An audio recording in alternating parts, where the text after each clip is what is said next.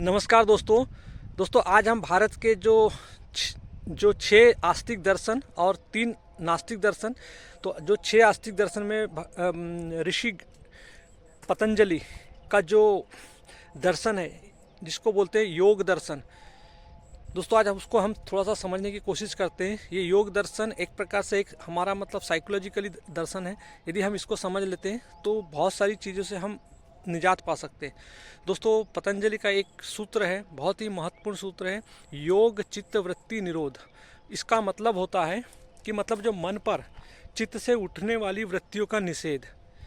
दोस्तों जब हमारे योग कब होता है, जब हमारी जितनी भी जो चित्त की जो वृत्तियाँ होती है ये शांत होने लगती है, तो तब हमें तब योग की स्थिति आती है। दोस्तों योग वो नहीं होता जो बाबा रामदेव जो समझाते हैं, वो एक्सरसाइज होती है, उसको योग नहीं कहते हैं।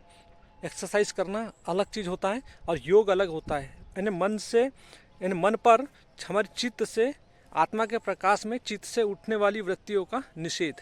क्योंकि जो ये सारी जो वृत्तियाँ होती है ये हमारे डीएनए से हमारे अंदर इम्प्लांटेड होती है, इस शरीर के अंदर भरी हुई है, जिसको हम मुख्य रूप से बोलते हैं काम, क्रोध, लोभ, मोह, मद, मात्सर्य।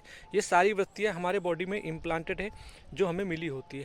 दोस्तों इसी के कारण हमारे अंदर जो मन पर जो 5 मेन वृत्तियाँ है दोस्तों आज पतंजलि हमें समझाते हैं कि जो मन की जो 5 वृत्तियाँ हैं उसको हम समझने की कोशिश करते हैं। दोस्तों मन पर हमें 5 वृत्तियाँ ये होती है। एक प्रमाण वृत्ति होती है, एक होती है विपर्या, तीसरी होती है विकल्प, चौथी होती है निद्रा और 5वीं होती है स्मृति। ये 5 प्रकार की वृत्तियाँ मन पे छाई रहती है। तो हम इसको एक एक करके समझते हैं। सबसे पहले जो प्रमाण वृत्ति होती है, दोस्तों प्रमाण वृत्ति में 3 प्रकार की वृत्तियाँ आती है। एक होती है प्रत्यक्ष प्रमाण, जिसको परसेप्शंस बोलते हैं, यानी जो इंद्रियों के आधार पे जिसको समझा जा सकता है, देखा जा सकता है। जैसे हम आँख को जलते हुए देखते हैं तो ये प्रत्यक्ष प्रमाण हो गया, परसेप्शंस। उसके बाद इसी में आता है मतलब अनुमान प्रमाण, इसको इन्फेरेंस बोलते हैं। यानी जैसे कहीं पहाड़ में यदि धुआं दिख रहा है तो व्यक्ति अनुमान लगा लेगा कि वहाँ पे आग जल रही होगी, इसलिए धुआं निकल रहा है। तो इसको बोलते हैं इन्फेरेंस, यानी अनुमान के आधार पे। इसके अलावा होता है शब्द प्रमाण, यानी ऐसे शब्द या ऐसे विचार जो किसी फिलासफर हो, वैज्ञानिक हो या जो पढ़ा लिखा व्यक्ति हो, जिन्होंने तथ्यात्मक रूप से जानकारी हासिल की हो, तो उनके शब्दों को प्रमाण मान लेना। तो दोस्तों इस प्रकार से ये प्रमाण वृत्ति कहलाती है, जिसके आधार पे हम किसी तथ्य को समझ सकते हैं, जान सकते हैं और हम उस सत्य की ओर आगे बढ़ सकते हैं। तो दोस्तों ये 3 वृत्तियाँ होती है जिसके आधार पे हम स्वयं को जान सकते हैं, स्वयं को समझ सकते हैं। तो ये प्रमाण के अंतर्गत ये 3 वृत्तियाँ होती है। दोस्तों इसके अलावा जो दूसरे नंबर की वृत्तियाँ होती है जिसको हम विपर्या बोलते हैं, जिसको हम इसको मिस इन्फॉर्मेशन, मिसकंसेप्शन भी बोल सकते हैं। यानी ये होता है कि यानी जैसे कोई वस्तु हो, यानी किसी भी चीज़ों का डर, भय पैदा करने वाली वृत्ति। विपर्या मतलब जो चीज़ वास्तविक नहीं है हमें वास्तविक रूप से लगने लगती है। जैसे आपने देखा होगा कि जैसे रस्सी हमें दिखाई देती है तो वो रस्सी का हमें भ्रम हो जाता है और हम उसको सर्प समझ लेते हैं। दोस्तों जैसे मृग तृष्णा में जैसे मृग तृष्णा में मरीचिका, तो इस प्रकार से हमारे अंदर जो वास्तविकता का ज्ञान ना होना और भ्रम के कारण हम कुछ भी समझ लेना, इसको बोलते हैं विपर्या। इसके बाद होती है विकल्प, इमेजिनेशन, यानी हम यानी ऐसे शब्द या विचार के कारण किसी भी चीज़ की कल्पना कर लेना जिसका प्रत्यक्ष कोई संबंध ना हो। जैसे हम आकाश में देवताओं के उड़ने की, स्वर्ग की कल्पना कर लेना, और जो चीज़ है ही नहीं उसको अपने शब्दों, कल्पनाओं के आधार पर जिसका हमारे वास्तविक जीवन से कोई अर्थ ना हो उसकी कल्पना कर लेना। कल्पना में हम कुछ भी कर लेते। तो ये होती है हमारी विकल्प वाली। चौथी होती है निद्रा की, निद्रा वृत्ति। निद्रा वृत्ति क्या होती है कि अवचेतन, ये हमारे अवचेतन मन में होती है, जिसमें कहना चाहिए ये किसी भी चीज़ को जानने समझने की शक्ति नहीं रखती। यानी मान लेती है कि जो दिख रहा है उसको सच मान लो, उसके ऊपर मेहनत नहीं करना। यानी एक अवचेतन मन, यानी हमारे एक अवचेतन मन की वृत्ति जिसमें चित्त तो रहता है, लेकिन चित्त की जो विषय होते हैं वो अज्ञान होता है। तो इसको बोलते हैं हम निद्रा अवस्था। दोस्तों इसके बाद जो 5वीं जो वृत्ति होती है उसको बोलते हैं स्मृति। स्मृति मतलब जो पुरानी यादें जो इसमें जो संग्रहित होती है उसके आधार पे जैसे हमारा कोई दोस्त है, उसकी यादें, उसका चेहरा, उसका फेस, तो ये स्मृति होती है। यानी जो अतीत में की गई चीज़ों का वर्तमान में स्मरण करना, उसको स्मृति कहते हैं। तो इस प्रकार से ये 5 वृत्तियाँ होती है जिसके आधार पे हम अपने वास्तविक जीवन को समझ सकते हैं। दोस्तों, यदि हम इन वृत्तियों को न समझें तो ये जो वृत्तियाँ हैं हमें लोग बेवकूफ़ बना देते हैं। आज बहुत लोगों ने देखा होगा दोस्तों, मेन 3 लोग जो हमारे जीवन में सबसे ज़्यादा जो हमको भ्रमित बना के रखे, एक है नेताजी, बाबा जी और उद्योगपति। दोस्तों, ये हमारे, यदि हम स्वयं को, अपने मन की इन वृत्तियों को नहीं समझते तो ये 3 लोग हमें कभी भी अपने फ़ायदे के लिए हमको गुलाम बना सकते हैं। तो दोस्तों, इसीलिए हमें इस साइकोलॉजिकली मनोवैज्ञानिक ऋषि पतंजलि के जो 4 योग चित्त वृत्ति निरोध को समझना बहुत ज़रूरी दोस्तों, इसी का कारण है कि ये जो 3 लोग जो मैंने जो आपको बोला, इन 3 तिकड़ी महाबिकड़ी, बाबा जी, नेताजी और उद्योगपति, ये हमेशा आदमी के मन को भ्रमित कर लेते हैं और हमारे अंदर जो बायोलॉजिकली जो ब्रेन्स होते हैं उसको हाईजैक कर लेते हैं एक प्रकार से। यानी हमारे रिवार्ड ब्रेन को हाईजैक कर लेते हैं, एमिगडाला, और हमारे रेप्टिलियन ब्रेन को हाईजैक कर लेते हैं। दोस्तों, यदि हम इसको नहीं समझते तो हमारे अंदर इसके डिसएडवांटेज क्या होते हैं, अब हम उसको समझते हैं। दोस्तों, सबसे पहले तो ये समझिए कि जो वृत्ति होती है, इनके केंद्र ये मन पे उठती है और मन के केंद्र में हमेशा होता है अहंकार। मन क्या होता है? मन विषयों का ग्रुप होता है और इस मन के केंद्र में हमेशा बैठा होता है अहंकार, और इस सारी वृत्तियों को पकड़ के अहंकार ही अपने आप को मैनिफेस्ट करता है। तो दोस्तों, अहंकार मतलब क्या होता है? अहंकार मतलब होता है, एक तो अहंकार मतलब माया।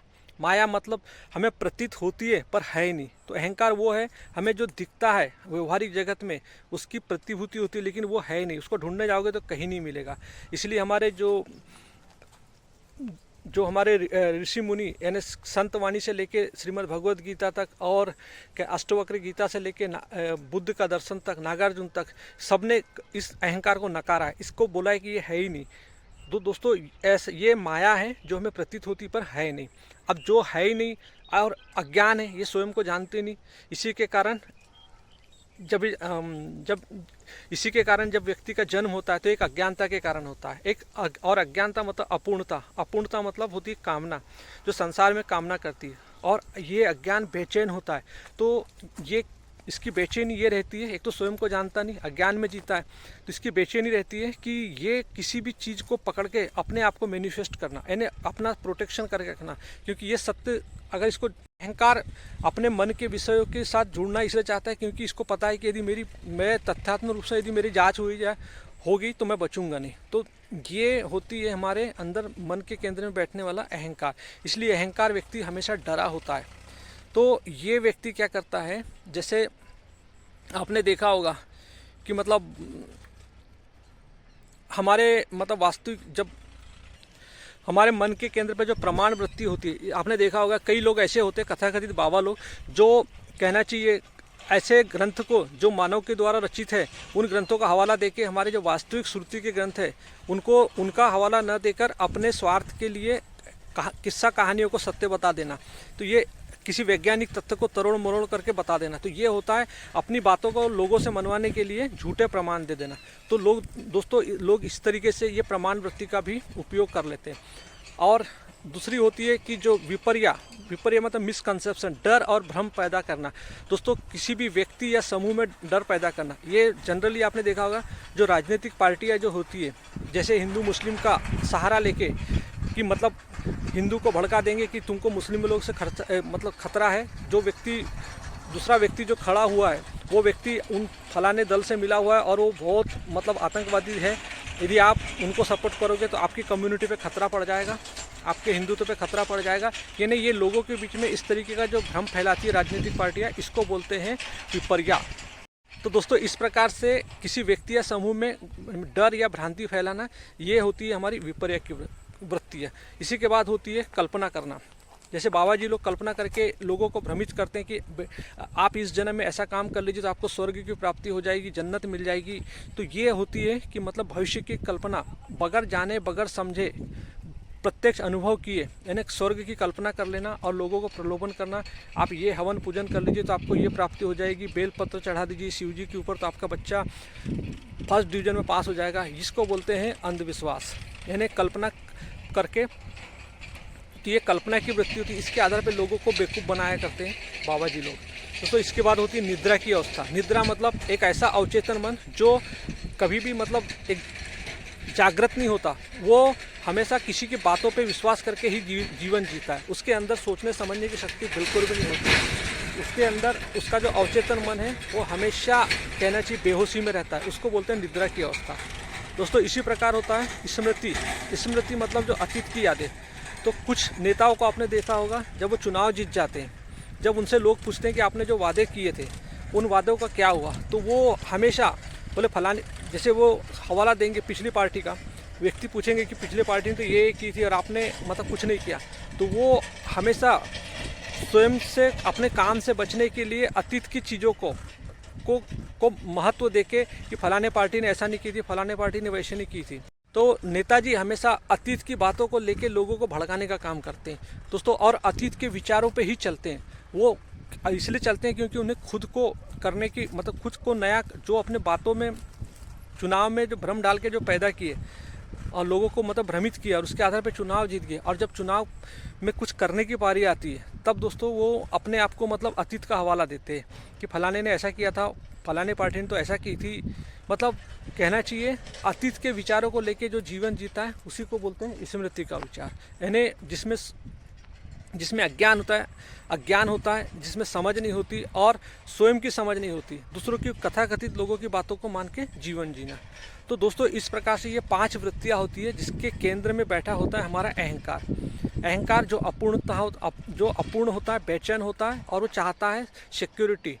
मतलब वो इसीलिए वो अहंकार जो होता है वो अज्ञान होता है, वो हमेशा तथ्यों से बहुत डरता है। यदि उसको कोई व्यक्ति बोले कि आप जो काम कर रहे हैं, आप जो भी अभी वर्तमान पे, जैसे कोई नेता है, यदि कोई पोस्ट पे बैठा है, यदि आपसे पूछा जाए कि आप जो इतना भ्रमण कर रहे हैं, आपकी स्ट्रेटेजी क्या है क्या नहीं है, आपके अंदर जो देश में ये सब चीज़ें हो रही है, तो उसका तथ्यात्मक रूप से विश्लेषण कीजिए, प्रेस कॉन्फ्रेंस कीजिए, तो वो व्यक्ति हमेशा भागेगा। क्योंकि जो व्यक्ति डरा होता है वो कभी लोगों के सामने नहीं आता। तो अहंकार हमेशा डरा होता है, अहंकार अपनी सुरक्षा के लिए इधर उधर भागते रहता है।